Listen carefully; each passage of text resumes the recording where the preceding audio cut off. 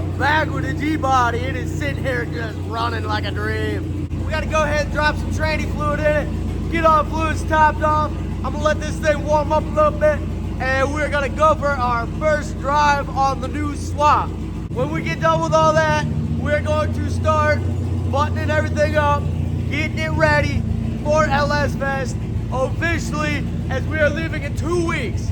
We gotta get tires, fuel, oil, tools, everything lined up, ready to go. I am so excited. We are just buttoning up a few things here. I have a tack that I need to put in yet, but I'm waiting on that to come in the mail. But I realized when I was driving the car that I didn't finish wiring it in and soldering it. I just twisted some wires together and said, let's go for a ride, Jack. So this is what I got going on. I got the red wire for the engine fuse box soldered into the hot while cranking wire from the key, and I added another one just in case I need it for something else. The rest of it was done through the fuse box. I added this yellow wire to the brake switch. With a test light, you can figure out which pins are normally opened and normally closed. For the purple wire or the TCC on the LS swaps, you will want on a normally closed circuit. So when you press the brake, it will break the circuit. And for your brake lights, you will want it on normally open. So when you press it, it will close it and turn your brake lights on. This white one is for the tack, which we need to run up to the top of the dash and figure out where we're gonna mount that. But there is also one more wire that you could pull through here, and it is a black one, and that is for a electronic speedometer. After that, I'm not sure what the rest of the underdash wires are for. All right, so Jack said it is freaking loud. Cole said it's freaking loud.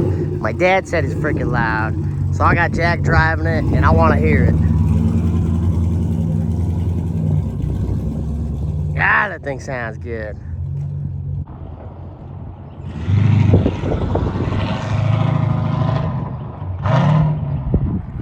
We'll sneak behind the dump truck for a wind block, hopefully.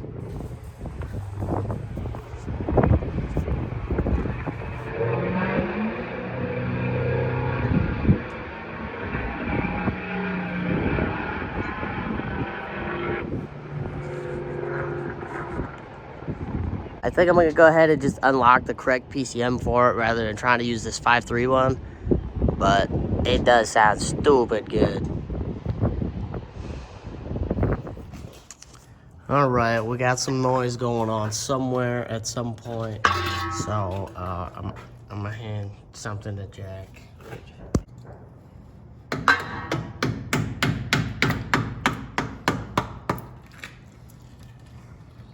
Just like last time, slightly silver.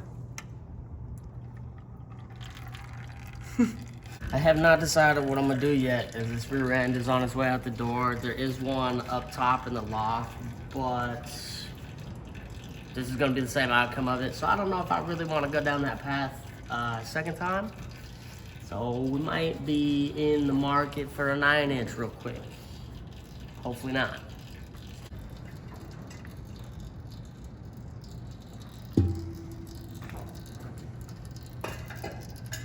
It's not near as bad as I thought.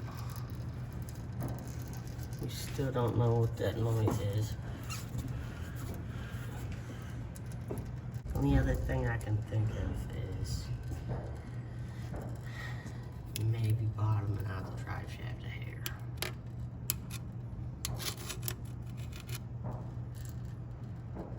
Could be.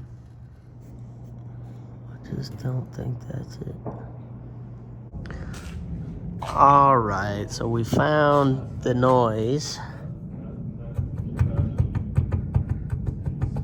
The whole drive shaft moves around up and down. There's a lot of play, and you can hear it in the back of the transmission back here. I'm not real sure what that means, but I don't know if I trust it to go 2,800 miles right now. All right, so I think we got something figured out. I'm gonna show you guys something. This is the drive shaft that I had made, and if you look at the yokes, they are a little bit different. And one is splined to the end, one is not. So I think we are just barely sitting inside the transmission with the drive shaft. So I'm gonna swap them out and see if it takes care of our noise. I hope it does. Easy as 1, 2, 3, we got it swapped out. This cap fought me just a little bit, but I got her whipped. Got the clips back in. Let's go throw it in the car, see what happens. Wow, good morning, another day. Let's go get another 6-liter. You already know we're back to get another 6-liter. This time it's in a Yukon, and I'm not sure what we're gonna put it in yet, but let's get it out.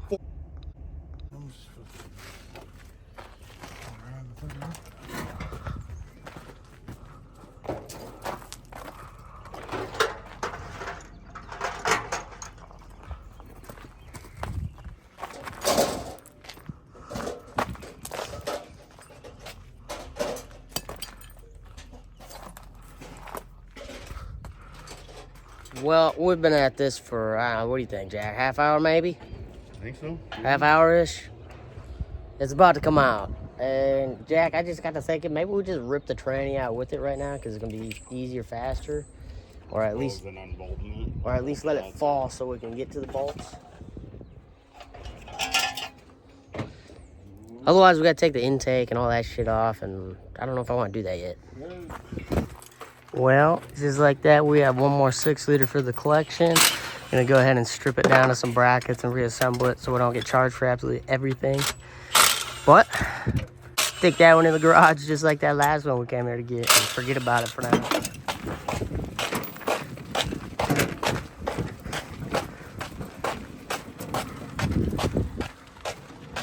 Okay, just like that, it is in the truck and we are on our way home.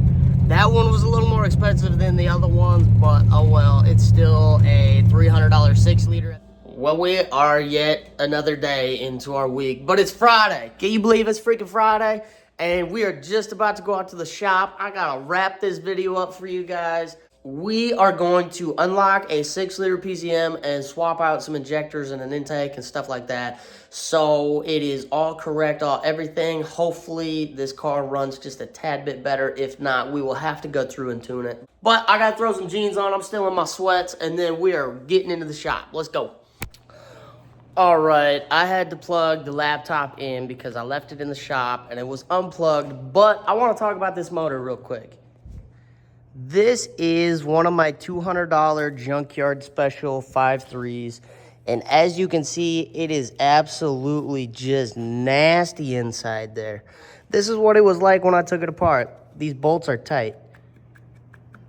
So what I'm gonna do with this one is clean it up and lube it all up, clean all the gravel and sand and stuff out of it, and then we are going to put this in the new car. If you are a regular watcher, you saw in the last video that I mentioned something about an RX-7, and I got the deal done. I don't know when it's gonna happen, when we're gonna start building it, but I gave myself a $5,000 budget, and that included buying the car, and all I know is it's gonna be LS swapped with a manual transmission. Looking at the heads that came off this one, there's nothing bent, there's nothing wrong with them. It literally just had a bolt caught in it. Let's get back into wrapping this thing up for LS Fest. I'm gonna go ahead and swap the injectors out since I'm changing PCMs. I have the intake sitting right over in the corner, so we'll just go ahead and take this fuel rail off. I'll take the injectors out of this fuel rail. One more thing to take note of, so these injectors are not the same. These are EV6 flex fuel injectors. I'm not sure where they came from. I got them out of a 02 Tahoe. So the big difference that we found so far between the EV stuff and the Delphi stuff is the intake tabs where it mounts needs shaved off for the injectors to seat all the way. Now would be the time to dump the rest of the fuel out of the fuel rails if you care about it getting all over your hands. And make sure you don't dump it on stuff that you care about. Oh, there's probably a little more under.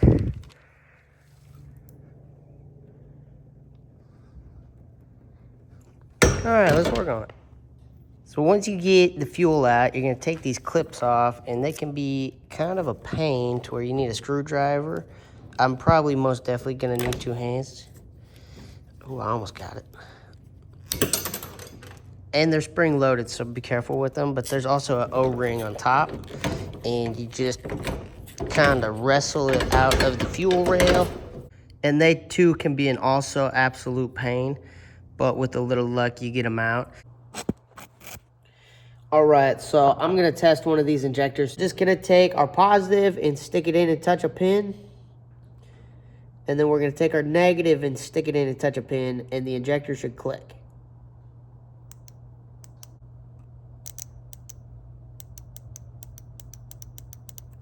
And that means that that injector is working. I had to take a little more off than I thought I had to, but these are seated injectors. They are fully in there.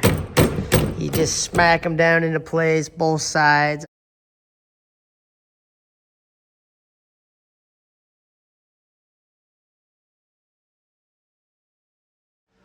So I need to get those wires soldered together. As you just saw, I cut them all apart. But in the meantime, I was downloading the stock tune for this 6-liter PCM. So I went ahead and saved that into its own separate file that I have on the computer so I don't lose it. But I am just going through and turning off some of the check engine lights. So we are taking a windshield out of a 80 something El Camino because I need one for my Grand Prix, and I'm hoping they're the same, and I am banking on it that they're the same. All right, so before I fire my music up and start this whole taping process, I'm gonna run you through what I got going on here. I like to take a little bit of tape, put it at the ends just so the loom won't come open on me at any time. And I just pull out a little bit like so. And then I go, wah! And then I take my knife, give it a little cut, pull, push it over. And this is one injector extension done. And I like to put my whites forward, but you can put them in the middle or wherever you want. But it's taped right there. It's taped on the ends, and the other end is also taped. So Cola's never had brand new tires on this car, so it rubs really bad. So we're going and dropping suspension right now. He's got to add another quarter to that side. But this is the car at full droop, and when you set it down, you can barely push it. So I'm still having a couple issues with the G-body and the tune and the injectors, and I don't even know what's going on. So I ordered a couple parts just to see if they're gonna work. But in the meantime, we are going to get this goddamn 240 out of my shop. What's up, Jack? We're about to strain the coolant because it got dirty, and an easy way you can do it is coffee filters. You're gonna laugh when you see what we're gonna put the coolant in. So we stuffed a couple coffee filters in the funnel, and we are draining it into the cooler, and we are going to dump it in the car. I don't even know where I left off recording anymore or any of this editing, so I'm gonna wrap up this video here.